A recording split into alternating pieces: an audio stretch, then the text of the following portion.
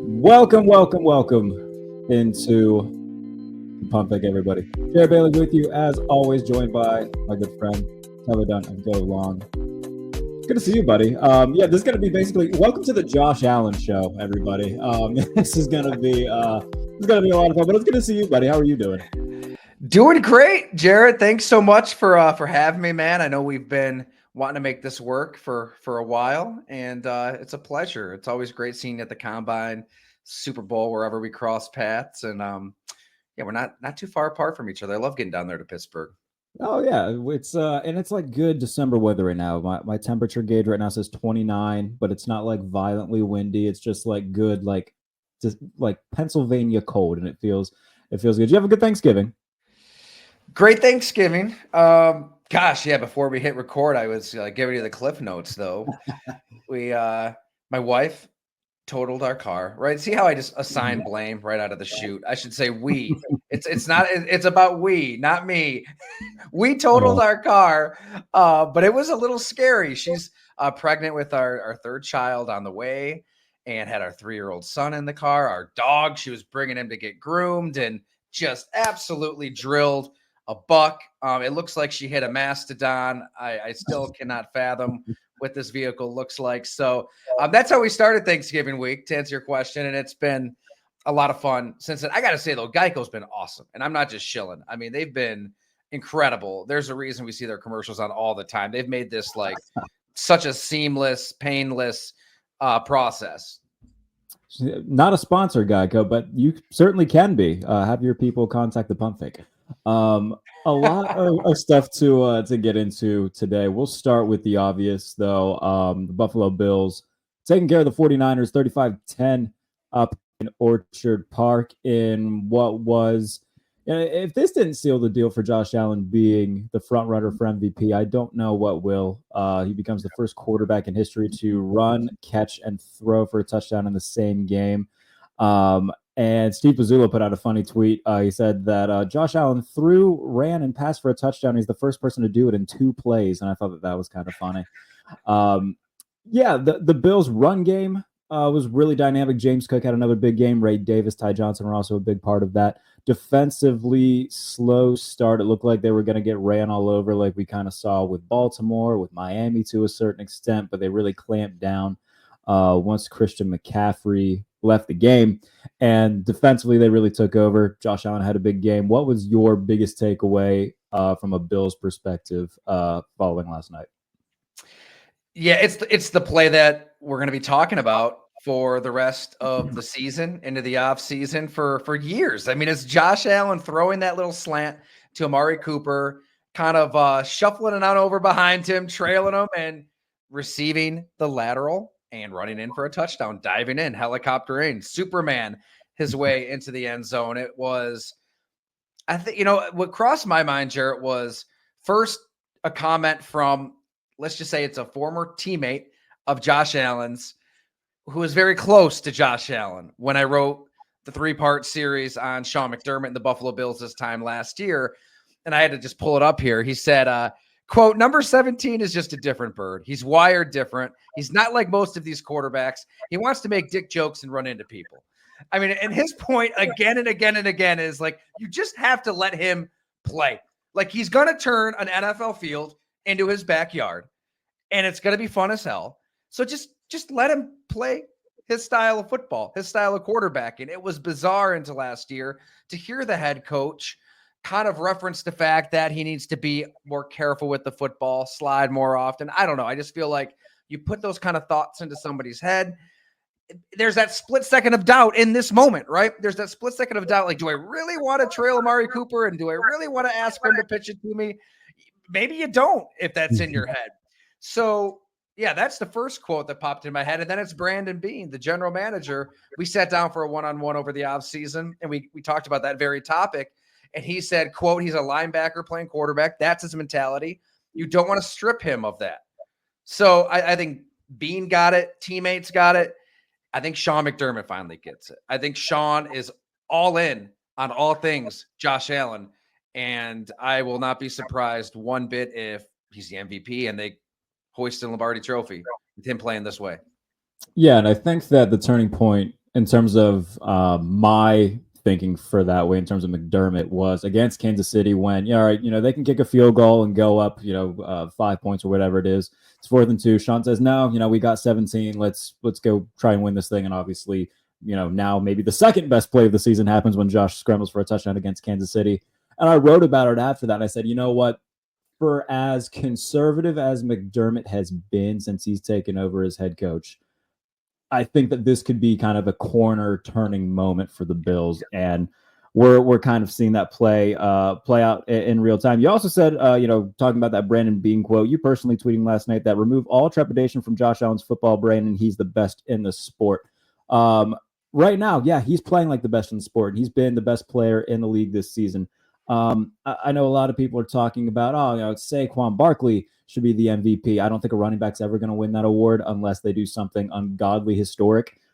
So to me right now, I think it's Josh Allen and the rest of the pack. Do you feel the same way? 100%. Look, Saquon Barkley's having a hell of a season. He may rush for more yards than anybody in the history of the NFL. But as I'm sure you've dissected, Jarrett is most valuable player. Like, if you take Saquon Barkley off of the Eagles, they're still pretty damn good. If you put Saquon Barkley back on the New York Giants, instead of, what are they, 2-10? They're 4-8?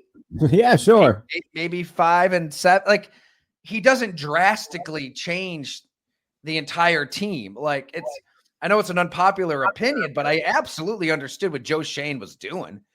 Like, you're not 100%. In a position to have that luxury to pay him.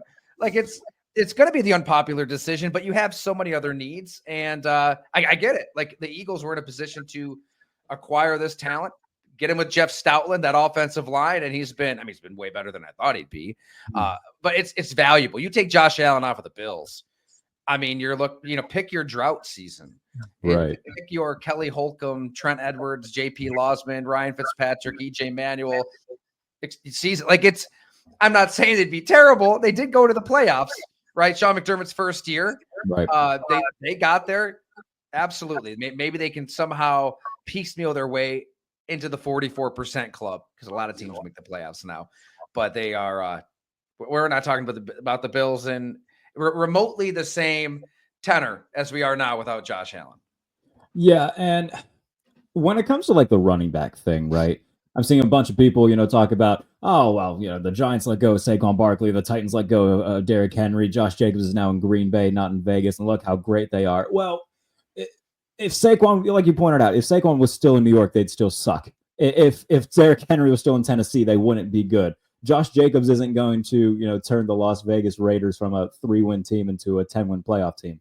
I think in today's NFL, running backs are best served as, kind of what Christian McCaffrey was to the 49ers, like already really good teams getting that final piece to really put them over the top. Well, we're seeing that now with Saquon, with Derrick Henry, with Josh Jacobs. It's not, Barry Sanders single-handedly dragging the Lions to the playoffs. And like, you just can't do that. It's a different game. So I 100% agree with you. And in terms of Josh being the MVP, I think that it's a lot of the award is narrative based, and that's fair. But the entire narrative about the Bills going into the season was third in the division. It's going to be the year the Miami Dolphins take a step forward. It's going to be the year that Aaron Rodgers and the New York Jets are fighting for the division lead. And instead, the Bills are off to their best start in over 30 years. They clinched the division before even playing the Patriots once. And everybody inside the Buffalo Bills building just kind of shrugged their shoulders at that. And Josh Allen is having an incredible season. So I think for all of that put together, it's hard to make a case for anybody else right now being MVP outside of him. And we're just talking about those 3 hours on a Sunday, which are always fun with Josh Allen. But being around the team a little bit more this season and in that locker room, you can get a sense for his leadership. The Stephon Diggs debate is a little more complicated than I think most would like it to be. It was kind of crazy here locally to see fans with the Allen Diggs signs in their front lawns immediately go to Stephon Diggs is a cancer. He's awful. Don't let the door hit you on the way out. Like, there was a lot of good there with Stephon Diggs. At that time in 2020, he was needed. Like, they needed somebody to come in and help a good team realize they could become great. Just a badass, man. Like, I remember talking to Chad Hall about him, the receivers coach. He's like, this is somebody you want in your foxhole. think his quote was like, he's your damn dog. He's your linebacker. He's your alpha. Like they needed that. They needed somebody who is going to be habitual line stepper, right? And cross those lines and get in the face of opponents and teammates alike. And then you have crushing playoff loss to playoff loss to playoff loss. The team kind of evolves. Josh Allen evolves and becomes a star and is able to make plays with or without Stephon Diggs. And I think kind of, there's all the X and O benefits to how the offense has evolved post Stephon Diggs. And there is something to this everyone eats cliche that you hear constantly. I mean, there is something to it, but I think even leadership wise, like there's just more oxygen in the room for Josh Allen to become that leader, to become the voice that players are going to follow and listen to. And there was one player I was talking to last week about this, and I kind of laid it out exactly like that. Like, yeah, there's got to be a lot of benefits to a guy like Stephon Diggs not being there in terms of Josh Allen, maybe taking on more of a leadership role. And he just kind of smiled and nodded his head and said, yep. Didn't really want to elaborate. But body language spoke a million words. We can always, touch on the Bills and whatnot, but there was, a lot of other stuff happening on Sunday. Baltimore, Philadelphia. Let's touch on that a little bit right now because that was kind of pegged as the game of the week between Saquon Barkley and Derrick Henry. And Philadelphia comes away successful. And now, for a while we were like, all right, it's going to be Detroit as the 1 seed and then just kind of everybody else. But now you're looking at the Eagles. They're right there after winning 8 straight and can really make a run at the 1 seed themselves. And on the other side of the coin, I think that a lot of people overrated the Ravens coming into this year and didn't really take into consideration a lot of their losses, especially on the defensive side of the ball. Now they're 8-5. They're practically 2 games behind Pittsburgh right now because of the Steelers winning the head-to-head right now and beating Cincinnati. We'll talk about that a little bit coming up. But in terms of the AFC side of this, since we're talking about the Bills, how much if you're the Bills, there's a chance that you might see Baltimore in the playoffs again. They lost to them pretty handedly earlier on in the year. But was that, in your opinion, just a factor of, sometimes it's just when you face teams, not who you face? Because right now, ever since then, it looks like Baltimore's become much more beatable. Boy, and I never thought that Justin Tucker would be central to that point. Lordy, 22 points. I should say, their 5 losses have been by a combined 22 points. Yeah. And Justin Tucker has missed 22 points worth of kicks in those losses. That's incredible. Really, you could say that Justin Tucker is going to cost the Baltimore Ravens their season. Maybe he already has, right? 2 or 3 of those games flip. You're hosting those playoff games instead of needing to travel to Buffalo. Maybe that's the difference in somehow getting the momentum behind you, the crowd behind you, and just thumping the Bills at home like they did in September. Or was it September? Was it October? Yeah, or needing to go to, windy, cold, snowy Buffalo. I know Baltimore isn't exactly South Florida, but I live here in Western New York. It is different. I had to snow blow 3 times. We were buried.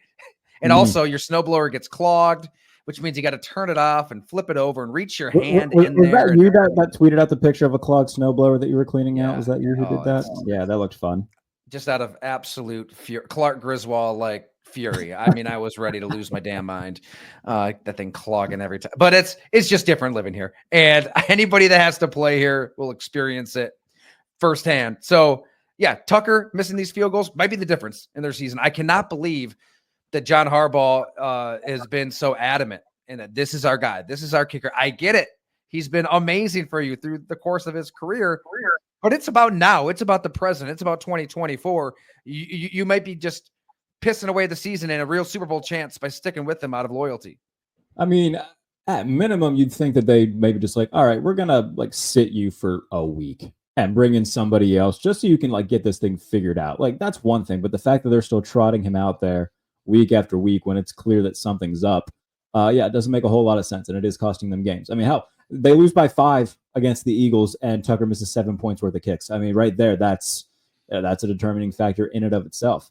In terms of Philadelphia, though, I've had this thing all season with the Eagles where, I mean, much less now because they've won 8 in a row, but earlier on in the year, I'm like, okay, yeah, they're playing well, but I'm still like waiting for that one Jenga block to be pulled out and the entire tower to come collapsing down. Just because like they just don't feel like a completely buttoned up organization when it comes to the coaching staff, and a lot of that stems from Nick Sirianni being Nick Sirianni. But Vic Fangio's got the defense playing like the best in football. Offensively, obviously, Saquon Barkley's playing incredibly well. And they're doing it without really having to rely on the pass game, and they're winning in spite of not having Devontae Smith in the lineup. Right now, they are a very complete team. They are. And it seemed like this thing was going to go off the rails after a win, after they beat Cleveland. And Nick Sirianni is talking smack to his own fans. I mean, that was a bizarre sight. And he was just universally just panned, justifiably so. Like, how can this team with this much talent struggle against Deshaun Watson in Cleveland to that degree? It was wild. But I just think they've got horsepower offensively. I mean, Jalen Hurts is a force of nature, running, throwing. He's, he can throw it deep. He's a threat between the tackles. Saquon Barkley, we talked about him. I mean, he's going to run for 2,000 yards. He's been a freak show. You've got the best offensive line coach in football in Jeff Stoutland. And then A.J. Brown. I mean, he just bullies corners. It's hard enough to cover these receivers when the flags are flying and you don't even know what the hell you can do out there given the rules. And A.J. Brown, you just kind of see him do whatever he wants, whenever he wants. Then you throw in Dallas Goedert. Then you throw in Devontae Smith. So I just think that raw horsepower, you just need to somehow get a one-on-one matchup, right? You get A.J. Brown one-on-one in any situation, he's probably going to win. You're able to scheme up Saquon Barkley just a little bit. He's going to beat that one backer and get to the third level. So I don't know. I think that they just decided, let's not complicate this thing. Kellen Moore's done a great job. And you mentioned the defense. That's been the surprise to me is Vic Fangio. Yeah. When he leaves Miami, remember the players celebrating. I mean, they're posting videos of themselves on social media. Thrilled. It looked like this was maybe a dinosaur that shouldn't be in the NFL. Like, yeah, he was great in Chicago, but it's a different league now. He's figured it out. And I think it's the same deal on defense. They don't try to overcomplicate things and just let the guys up front eat. Really, they've been drafting all of them. They've been adding all that talent. They can cycle a lot of bodies through. Yeah, and I mean, you look at all their big playmakers defensively. I mean, they are young guys that are recently drafted, whether it's Carter or Dean, or in the secondary with Cooper DeJean playing well, Quinion Mitchell playing like maybe the defensive rookie of the year. These are all like really young dudes that are kind of like the heir apparents to, the Fletcher Coxes and the Brandon Grahams who's now hurt. Like, they really quickly got in like a second swarm of really talented dudes up front. And they hadn't drafted a cornerback in the first round since I think Lito Shepherd in 2003 prior to this year. And then they go back-to-back defensive backs in the draft this past year. And both these guys are working out really well. So, I mean, it's a credit to Howie Roseman as well. But yeah, and you mentioned the whole Vic Fangio thing. And I saw somebody tweet and I can't remember who, so forgive me if you're listening to this, but they said, Vic Fangio tried to get the Dolphins to play real football and all they did was cry about it. And now it's working in Philadelphia. And that made me laugh pretty hard. Yeah. I mean, I'm always gonna be pro player, unabashedly so. Like, these are the ones out there risking their bodies and their brains. And I was like, oh man, there must have been something really amiss with Vic Fangio. Like, this guy must have been hell to play for. The hating the scheme, hating his coaching style. Like, yeah, these guys have a point. And then sometimes you got to look at it like this. It's a different generation of athlete out there. A lot, these 22, 23, 24-year-olds, a lot of them have been surrounded by, I'm not talking about specifically Miami, but there could be some of this going on there. Yes men, yes women, NIL deals. They're literally getting paid when they're playing college football, and agents are getting to them, and marketing agents. And there's not anybody who could maybe say no isn't allowed in that inner circle. I was actually talking to Evan Williams about this, the Packers safety. We got dinner with Leroy Butler. It was so illuminating. It's at the site if people want to check it out. But Leroy Butler, by the way. What's that? Did Leroy Butler make the dinner, by the way? Isn't he like a chef now? He is. Yeah, he was cooking at Thanksgiving. No, we went to a restaurant, but we should have just had Leroy cook something up.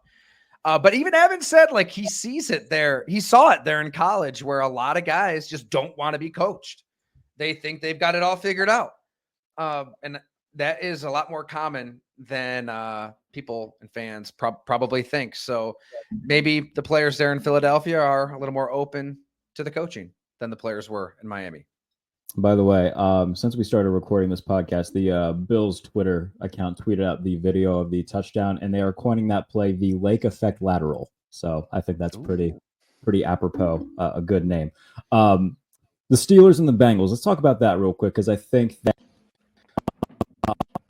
you look at the landscape of both conferences right now, and it would be hard pressed to come up with any other championship Sunday that didn't feature the Chiefs and the Bills and the Eagles and the Lions. But if there's one team that maybe could throw a wrench into it, it's Pittsburgh with Mike Tomlin, who, we talk about the Chiefs voodoo magic. Mike Tomlin seems to have his own every year to get Pittsburgh into playoff contention at minimum, playoff appearances at most. And they put up 44 against the Bengals, their most points since 2018. Russell Wilson threw for 414, his second most of his career. And yeah, the Steelers, as a Steelers guy, I would have lied to you if I said, I think they'll be 9-3 at this point in the year and sitting atop the AFC North. But they have turned this quarterback thing, obviously starting out with Justin Fields and then transitioning back to Russ once he got fully healthy, and it's worked. And it hasn't just worked. Like, they are thriving with Russ and Arthur Smith calling the plays defensively. Not their best showing against Cincinnati, but they're showing that they can win in multiple ways, whether it's a shootout like they did against the Bengals and the Commanders, or a rock fight like they did against the Ravens. I don't think that this is a team that will get to the Super Bowl, but I think that they can make some noise and maybe shock some people. And it wouldn't completely surprise me to see them playing for an AFC title game, just because of how well coached they are and how much this thing has worked when nobody outside of the building really expected it to. I think we were probably on the same page back in March, if I remember right. I wrote on the Steelers today at the site, and I think my line was, you know what? We should all just go pour another cup of coffee and microwave that crow for breakfast, because I did not see this coming. Russ Wilson, $85 million to get the hell out, the Denver Broncos said. We'll eat it. Just, you got to get out. We don't care where you go, but you can't stay here. Justin Fields, nobody wanted him, right? It was such a media concocted storyline. Like, oh my gosh, he could be an Atlanta Falcon. He could be here, there. Like, look at what Justin Fields did late in the season with Chicago. And he got the same compensation as Sam Howell, Desmond Ridder, guys like that. But to your point, Jarrett, it's Mike Tomlin just sees a different game. He always is thinking ahead and thinking of football in different terms than Twitter, than the mainstream, than most people. And, there's the financial benefits, obviously. I think that Russell Wilson accounts for like 0.47% of the Steelers cap this year. He's only making $1.2 million, I think. Yeah. And he knew what I think most people in the NFL know, that Nate Hackett is a joke of a coach. His scheme is abysmal. You really can't take any credence from, what was it, 2022 season. I mean, Sean Payton was right. That offense was awful. And then Sean Payton and Russ Wilson were just a bad mix. I mean, Sean Payton wants Bo Nix. He wants a quarterback who is going to stay in the pocket, spit the ball out, operate as that extension of everything that's in his head. And Russell Wilson has never been that. He's outside of the pocket. He's short. So that's what he has to do to create his own passing windows. I get it. Drew Brees was short, but Drew Brees kind of compensated for that in different ways. Like, they had those great guards, Carl Nicks, Jyree Evans. They paid up for guards in New Orleans, not necessarily for tackles, so Drew Brees could step up into the pocket. You can't just ask a 35-year-old to change the way he's always played quarterback. And that's kind of what they were doing. And he still had some success there, right? They were hovering around the playoff hunt for a bit. So I think that was the big head fake. Most of us thought that Russell Wilson was washed. And he isn't. Like, he's not the same player completely that threw for 40 touchdowns 4 years ago, but he's a lot closer to that than he is to the guy that was playing for Nate Hackett in Denver And you could see it against Cincinnati. I know, Cincinnati's defense is probably the worst in the NFL. He still threw for 414 yards. And you watch this game, it was to everybody. 10 different players caught a pass. He had the moon ball to George Pickens. He had the improvisation to Freiermuth on that touchdown where he gets through Sam Hubbard up the middle. Like, he's got such a feel and such instincts. It's all that kind of stuff that Bryce Young will need if he's going to last long term. Russell Wilson still has that. And the Steelers still have a great running game. Their offensive line is better. I know the defense gave up yards in chunks, but TJ Watt still had the strip sack. Cam Hayward still had the tip that led to a pick. Now you got Nick Herbig forcing a fumble, and there goes Peyton Wilson for a touchdown. They still have a knack for making the play when they need it. I think the Steelers are the top challenger to the Chiefs and the Bills, right? They could give them the toughest game because they can win that rock fight. And they're not going to be afraid to get into a shootout. And Mike Tomlin, it's like he's been forced to try to muck games up here for 4 years. Yeah. And how in the hell can I somehow make this a 17-13 game, block a punt, return a kickoff, force a fumble, run it 35 times? Like, Joe Burrow baited them into this shootout, and the Steelers were much obliged, and the Steelers won. Yeah, and over the past few years when, even when they got into the playoffs, it was as the 7th seed and it's going up against a much high-powered offense. And you kind of knew going in, is like, all right, this is basically just for ceremony at this point. Like Kenny Pickett or Mason Rudolph, or, all due respect to Ben Roethlisberger, the decaying corpse of Ben Roethlisberger and a slow defense aren't going to beat Patrick Mahomes and the Chiefs. They're not going to beat Josh Allen and the Bills. So I think now, being able to show like, hey, we can put up some points if we need to. And I know a lot of people are saying, oh, it was against the Bengals defense. It's the worst in the NFL. Look, if a certain guy who wears purple on the number 8 put up 414 passing yards against the Cincinnati Bengals, you wouldn't be able to hear them talk about it because they'd be too busy choking on something because they're talking about it too much. So I don't want to hear about, it's just the Bengals. Bite me. I don't care. So I just wanted to get that out of the way. I agree. I mean, and they got Burrow and Jamar Chase. This is an offense that's pedal to the metal, and you've got to keep up drive for drive. When's the last time the Steelers won that kind of game?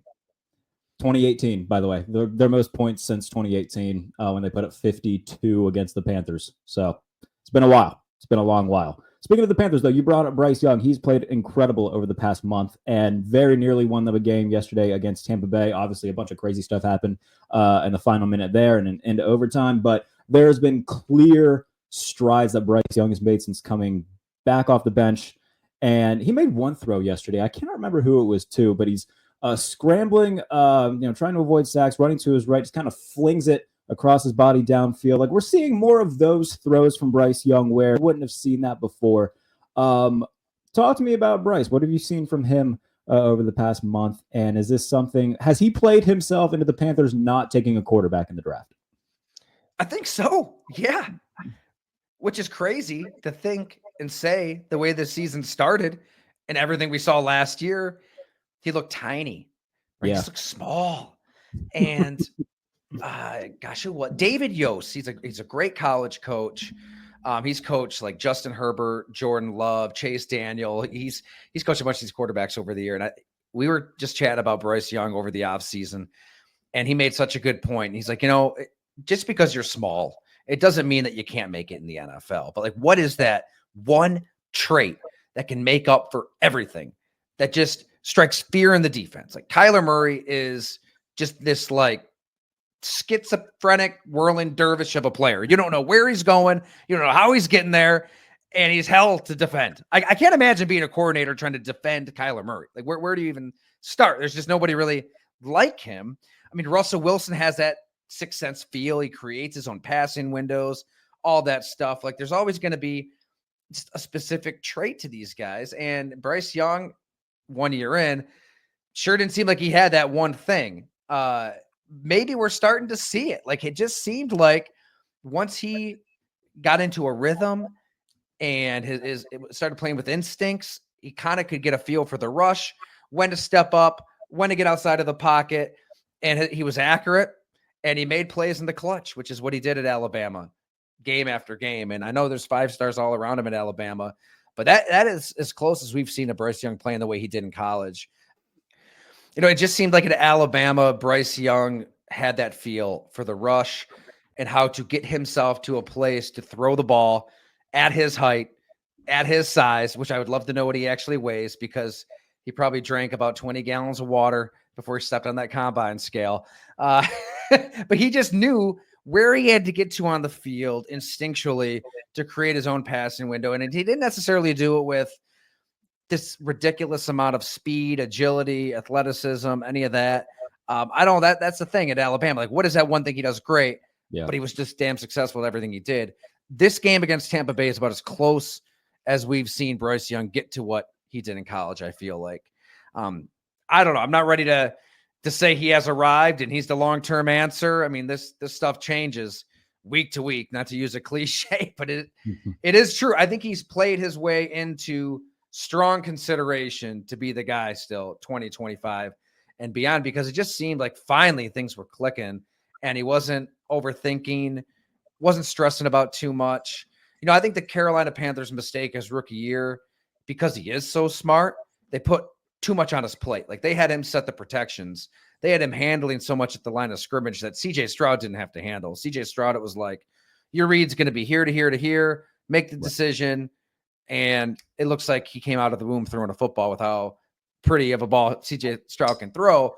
Bryce Young was just thinking a lot. And it was a really elementary offense with Frank Reich. I mean, they didn't really have solutions built into anything they were really doing. So you bring in Dave Canales, you try to modernize the playbook, take less off his plate. It's taken a while, but maybe we're finally starting to see what Bryce Young can become.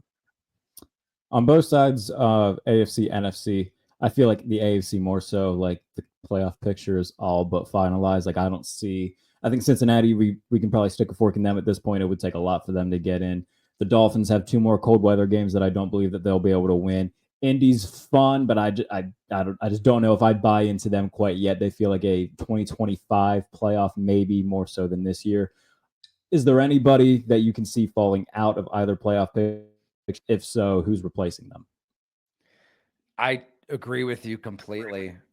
Cincinnati was my pick to win the Super Bowl. So everything I just said the last half hour, I suppose you take with a grain of salt. I love the Bengals. I thought that Joe Burrow would go scorched earth, and he kind of has. Like, I mean, he has been exceptional, but the defense has been so bad that it doesn't really matter what's happening on offense. So yeah, they're done. Miami, they played Arizona to the whistle. They played Buffalo to the whistle. Like, then they win 3 straight. And then how demoralizing is that game at Lambeau Field? It's just this team gets into any cold and they just can't handle it. Jordan Brooks is calling his own team soft. I'd have to agree with you. They've got very winnable games, but we just haven't seen them operate in the cold much at all. So what can you really depend on in those quote unquote winnable games? I mean, if Denver were to fall off a little bit, maybe Miami can catch them. But that was such a disappointing game Thursday night. I thought they'd at least show a little fight. If Denver wins tonight and gets to 8-5, I think you can basically just wrap up the AFC. I just don't see anybody really coming back to catch that, which is not good for me personally, because I told Peter, the GMFB guys every offseason, like right before the season starts, they'll do their playoff predictions, and Peter Schrager put the Broncos in, and my big mouth, I tweeted, I was like, bro, if they make the playoffs, I'll get GMFB tattooed on my body. And I don't want to have to. I'm gonna do it. Like, I'll, man on my word, I'll do it. You will, really? You'll go through with it? I'll go through with it. Yeah, that's fine. How did I miss this? That's amazing. The Broncos fans didn't. They send it to me after every win. It's getting more and more. It's getting closer. So that's amazing. I appreciate you being true to your words here. That's incredible. Yeah. Sometimes my mouth writes checks that my body has to cash. So it looks like we're going to be in that situation. No, it was good talking to you, buddy. What do you got coming on Go Long? What's already up? I know you just did a piece with Ray Davis, correct? Yeah, you got it. Thanks so much. This was great. We got to do it again for sure. Caught up with Ray Davis at length there, One Bills Drive. I think probably a lot of fans, readers, listeners are familiar with his story. I mean, it's going to be a movie one day. It's insane. I mean, spending 3 different stints at homeless shelters, spent time at more foster parents than he can even count. Dad in prison. A mom basically abandoned him, but she was 14 years old when she was pregnant. He's just thankful to be alive. It's what this guy's been through is unbelievable. And he opened up some more on everything and how it kind of relates to what we see on the field. There is a direct correlation, and he didn't hold back in his language of that direct correlation, saying that he will let mother effers feel him for 4 quarters. And you can call him fat. You can call him whatever you want, but he's going to bring it. So a very raw, unfiltered conversation with Ray Davis. I think people will enjoy it. And that's always the goal here, right? Just try to deliver a little long form, raw, real, peel back that curtain on this league. I love it. And it was a great read. So everybody go check that out. Subscribe to Go Long. And if you're listening to this as a podcast, be sure to give it 5-star review because we do everything great here. And if you're watching this on YouTube, be sure to subscribe to the channel. As always, appreciate you guys for tuning in. Ty, always enjoy talking to you, buddy. And yes, we'll definitely do it soon, especially around playoff time. Appreciate you as always. Thank you so much, man. All right, everybody. Thank you so much for tuning into the Pump Fake. We'll be back later on in the week to get you set for week 14. Until then, take care. We'll talk soon.